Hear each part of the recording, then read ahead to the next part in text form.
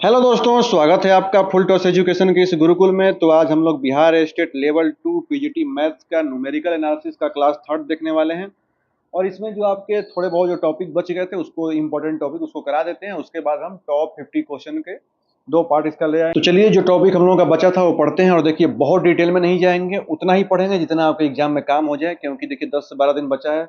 सुन रहे हैं कि 10 सितंबर तक अगर एग्जाम होता है तो देखिए इंटरपोलेशन इंटरपोलेशन होता क्या है। जो अब देखिए रेंज जो होता है उसका जब हम कंजुगेट फलन जो फंक्शन होता है उसका मान ज्ञात करते हैं उसको बोलते हैं इंटरपोलेशन। अब उसको मैं हिंदी में यही बोलूँगा कि चर के जो परिसन होते हैं उसके मध्यवर्ती मान जो मिड वैल्यू होती है उसको निकालना अंतर्वेशन, जिसको इंटरपोलेशन बोलते हैं। तो मैं इंग्लिश में लिखता हूँ, हिंदी में बोलूँगा, घबराना नहीं है। देखिए तो इंटरपोलेशन जो होता है दो टाइप का होता है। इंटरपोलेशन आप चाहें तो लिख सकते हैं कॉपी और पेन लेके। इंटरपोलेशन इसमें जो इम्पोर्टेंट आपका है interpolation with equal interval. Interpolation with equal interval मैं समझाऊंगा, पहले क्वेश्चन तो करना ही है। ठीक है, देखते जाइएगा। समान अंतर जो बोलते हैं एक्स के मानों में जो समान अंतर, देखिए तो इसमें जो सबसे इम्पोर्टेंट टॉपिक है जो आपके एग्जाम में आता है, न्यूटन ग्रेगरी जो फॉरवर्ड डिफरेंस है। न्यूटन ग्रेगरी फॉरवर्ड डिफरेंस, इसका मैं डायरेक्ट फार्मूला लिख देता हूँ, ठीक है, ताकि आपको, क्योंकि फार्मूला से ही लिखना ही है। तो एक्स का फार्मूला जैसे एफ ऑफ एक्स फंक्शन है तो इसको लिखते हैं F of A plus you. मैं पूरा समझाऊंगा यू क्या होता है, अभी फिलहाल लिखता हूँ del F of A upon factorial 1, या फिर ना भी लिखिए तभी चलेगा, plus U U minus 1 upon 2। पिछले क्लास में थोड़ा सा मैंने बताया था इसके बारे में, इस बार डिटेल जान लीजिए। डेल स्क्वायर एफ ऑफ ए, ऐसे ये चलता चला जाएगा, एन तक जाएगा, ठीक है। अब यहाँ पे u इक्वल टू होता क्या है कि x माइनस ए होता है अपॉन एच हो जाता है। फर्स्ट मान माइनस लास्ट मान अपॉन जो इंटरवल एन की वैल्यू दी रहती है। मैं क्वेश्चन करेंगे तो पूरा समझ में आएगा, अगर ऐसे समझ में नहीं आ रहा होगा तो। ऐसे ही आप जब न्यूटन ग्रेगरी का जब बैकवर्ड लिखेंगे तो सेम ऐसे ही उसका भी हो जाएगा। वो कैसा होगा देखिए, जैसे एफ ऑफ एक्स लेते हैं, इसमें आप ध्यान रखिएगा इसमें प्लस हो जाता है, A plus N H plus U, इसमें बस हो जाता है डेल हो जाएगा, वहाँ पर डेल्टा था, ये plus N H upon factorial 1, ऐसे ही चलता चला जाएगा, ठीक है। और यहाँ पे जो u की वैल्यू होती है, अब ध्यान देंगे x माइनस, यहाँ जो प्लस था उसको माइनस कर दीजिए, फर्स्ट माइनस लास्ट अपॉन जो इंटरवल दिया रहेगा, ठीक है, यहाँ h हो जाएगा, ठीक है। अब देखिए एक दो चीज़ और मैं बता देता हूँ। एक और मैंने देखा आपकी स्टेट के जो प्रीवियस ईयर में, उसमें सेंट्रल जो इंटरपोलेशन फार्मूला है उससे भी क्वेश्चन पूछता है। देखिए सेंट्रल इंफॉर्मेशन के जो सेंट्रल इंटरपोलेशन है उससे मैंने चार देखा। एक था गॉस का फॉरवर्ड फार्मूला, गॉस अग्र सूत्र लिख लीजिए इसको अगर हिंदी में होगा तो, गॉस फॉरवर्ड, गॉस बैकवर्ड, ठीक है, पश्चोत्तर ऐसे ही होता होगा हिंदी में। मैं तो बोलूँगा कि इंग्लिश हिंदी हिंदी की जगह इंग्लिश ही ज़्यादा पढ़ेंगे तो बेटर रहेगा। तीसरा आपका इम्पोर्टेंट था स्टर्लिंग, स्टर्लिंग फार्मूला। और एक चौथा मैंने देखा जिसके क्वेश्चन आए हैं, सबसे उपयुक्त सूत्र इसको बोल सकते हैं बेसल्स, बेसल्स फार्मूला, इससे क्वेश्चन आए हुए हैं, इस वजह से मैं ऐसा लिख रहा हूँ, ठीक है। अब जैसे मैंने बताया कि इंटरपोलेशन विथ इक्वल इंटरवल था, एक आपका इसी में टाइप आता है इंटरपोलेशन विथ डिफरेंस रहता है, उसमें इक्वल नहीं था, असमान जिसको बोलते हैं, उसके बारे में समझ लेते हैं। इसमें देखिए इसमें दो होता है, एक होता है लैग्रांजे, क्योंकि ये भी पढ़ना है, लैग्रांजेज इंटरपोलेशन, शॉर्ट में लिख देता हूँ। और दूसरा न्यूटन का जो डिफरेंस फार्मूला है, न्यूटन रैप्सन आप पढ़े होंगे, इसके बारे में मैं आपको बताऊंगा। न्यूटन डिफरेंस फार्मूला यहाँ पे, ठीक है, मैं ऐसे लिखते जाता हूँ, बाकी तो पीडीएफ मैंने आपको दिया है। तब मैं आपको बताता हूँ। देखिए सबसे पहले आप लिख लीजिए, पहले न्यूटन फार्मूला, कॉपी पेन में लिखिएगा इसको। न्यूटन्स जाकर और देखिए सबसे पहले लैग्रांजे लिखिए। लैग्रांजे में पूछ देता है कभी कभी कि यूज क्यों होता है। तो होता क्या है कि जो सब समान और असमान जो अंतर होता है ये दोनों के लिए काम में लेते हैं, क्योंकि जब पूछता है तो इसमें लिख दीजिएगा, हिंदी में भी लिखिए क्योंकि हिंदी वालों का बहुत मैं कमेंट देखता हूँ। या सूत्र जिसको फार्मूला बोलते हैं, समान और असमान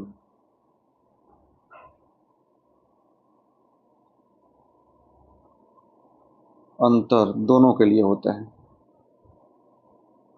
ठीक है, अब मैं इसका फार्मूला आपको लिखता हूं ताकि समझ में आएगा। देखिए, इसका फार्मूला जो है एफ ऑफ एक्स लाग्रांजे गुणांक, देखिए कैसे लिखते हैं, एक्स में से x1 को घटा दीजिए और फिर x में से x2 को घटा दीजिए। ठीक है, और नीचे क्या करना है, x नोट में से ये वाली वैल्यू घटा दीजिए, मतलब x1, और फिर x नोट में से x2 और बाहर f ऑफ x नोट, इसको बोलते हैं लाग्रांजे गुणांक। ठीक है, प्लस ऐसे ही अगला क्या आएगा, अगला ऐसे ही हो जाएगा x माइनस एक्स नोट, इसका अगला टर्म, और फिर x माइनस x2, और नीचे ये वाला माइनस हो जाता है तो x1 माइनस एक्स नोट और x1 minus X G, F of X G. ठीक है, प्लस ऐसे ही चलता है जाएगा x2 तक।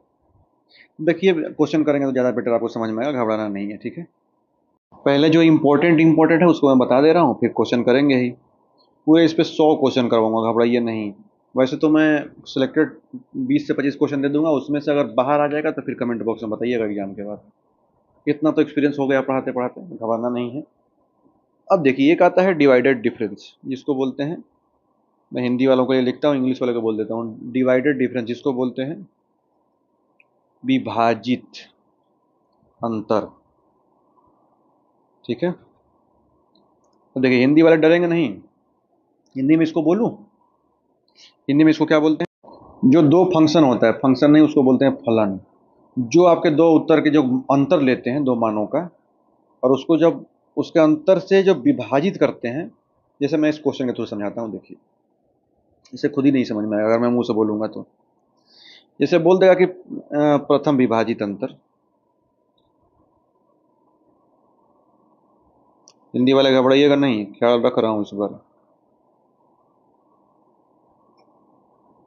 तो जैसे फंक्शन हम ले लिए एफ ऑफ एक्स और कोई वेरिएबल ले लिए एक्स नोट और एक्स, तो इसके लिए अगर आपको बोल देगा कि फर्स्ट जो डिवाइडेंड फार्मूला होगा डिफरेंस, इसको कैसे लिखेंगे, तो फर्स्ट डिवाइडेंड फार्मूला ऐसे याद रखिए, एफ ऑफ एक एक चर जिसको बोलते हैं वेरिएबल, चर ही बोलते हैं ना, हाँ चर ही बोलते हैं, तो इसको हम लोग लिखते हैं डेल्टा x1, डेल्टा नोट काट लीजिएगा वहाँ पे, एफ ऑफ एक्स नोट, इसको हम लोग लिखते हैं लास्ट वाला माइनस फर्स्ट वाला, इसको लॉक करने दीजिए, F of x1 minus F of x naught upon x1 minus x note.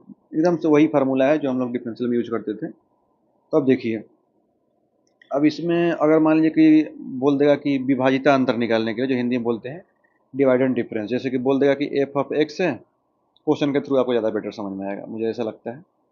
तो इसका विभाजिता अंतर निकालने के लिए तो देखिए हमको करना क्या है, फार्मूला क्या होता है, बी के थ्रू समझिए, F B minus F A, ये वाला फार्मूला तो ईजी रहेगा आपके लिए, बी माइनस ए, ऐसे तो कर ही सकते हैं। ठीक है, तो अब करिए क्या कि सबसे पहले इसमें एफ ऑफ ए निकाल लीजिए डाल के, और एफ ऑफ बी निकाल लीजिए। ठीक है, और ए और वैल्यू की, ए और बी की वैल्यू पुट कर दीजिए। मैं कर देता हूँ ताकि आपको दिक्कत ना हो।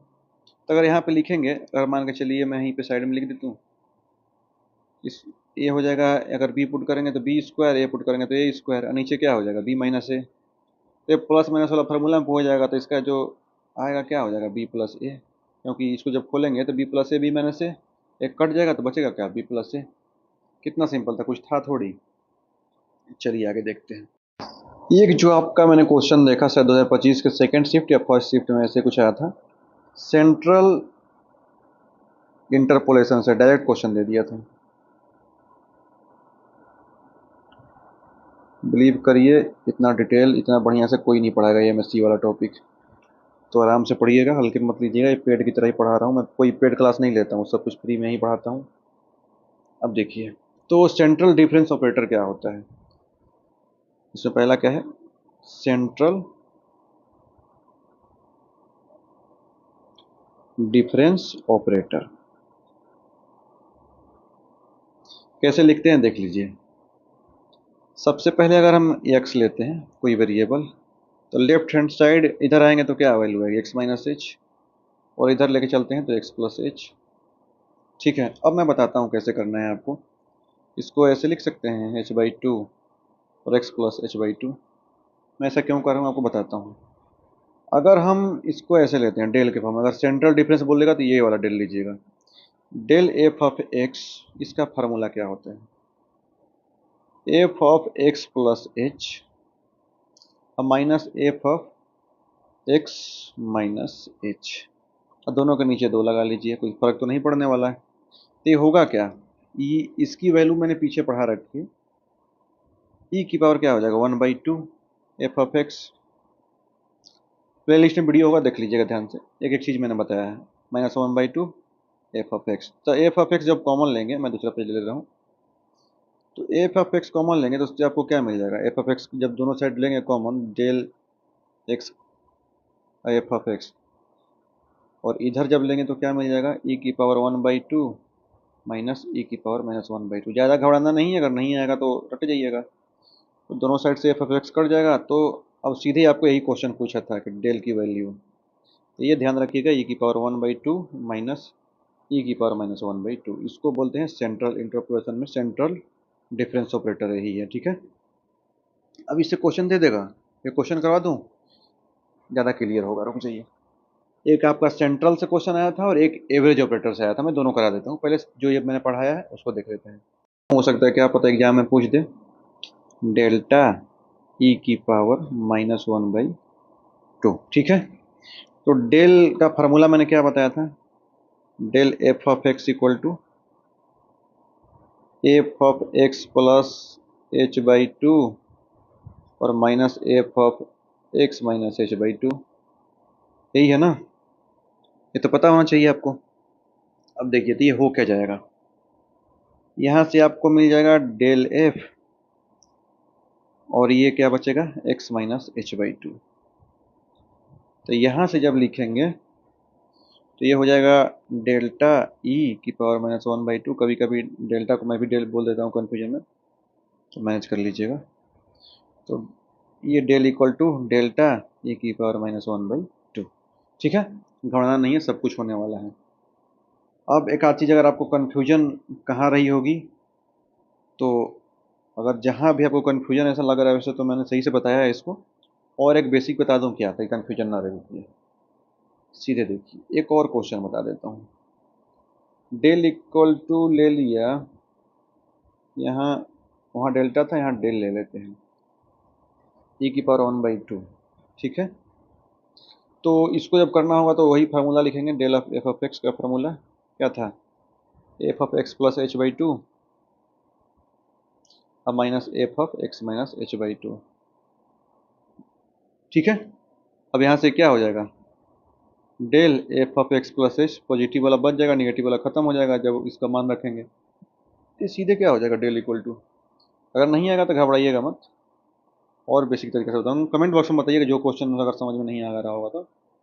एक जो मैंने आपके स्टेट में देखा था, एवरेज ऑपरेटर, एवरेज ऑपरेटर, इसका फार्मूला मैं डायरेक्ट बता देता हूँ। म्यू इक्वल टू, क्योंकि करेंगे तो आपको टाइम लगेगा, ई की पावर 1/2 प्लस ई की पावर -1/2। उसमें यहाँ निगेटिव था, नीचे कुछ भी नहीं था, यहाँ पे पॉजिटिव रहेगा, बटे में 2 रहेगा, जहाँ पॉजिटिव रहेगा बटे में 2 रहेगा, आप ध्यान रखिएगा। तो इस पे मैं कोई एक दो क्वेश्चन करा दूँ, क्योंकि क्वेश्चन से ज़्यादा बेटर आपको समझ में आने लगता है, एक क्वेश्चन करा ही देता हूँ। एक मैंने शायद राजस्थान सेकेंड में देखा था, म्यू डेल, ये शायद था 1/2, एक डेल्टा दिया था और एक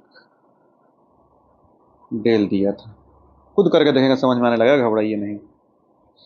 तो इसमें हम करते क्या हैं, म्यू ऐसे ही रखने देते हैं, और डेल एफ ऑफ एक्स, इसका फार्मूला क्या होता है आपको पता है, इन दोनों का फार्मूला लिख लेते हैं, सबसे बढ़िया रहेगा।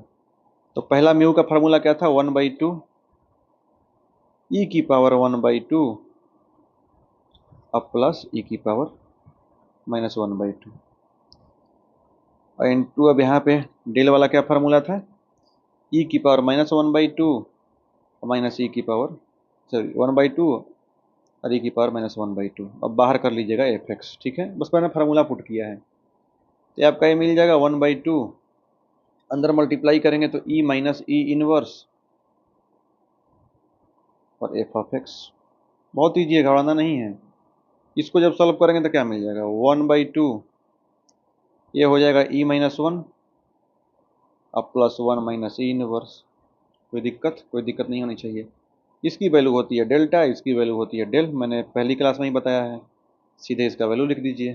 तो म्यू डेल की वैल्यू क्या हो जाएगी, 1/2। ये रिलेशन भी पूछ देता है, देखिए आ गया। तो ये सही था हमारा क्वेश्चन। ठीक है, अब कुछ और देख लें।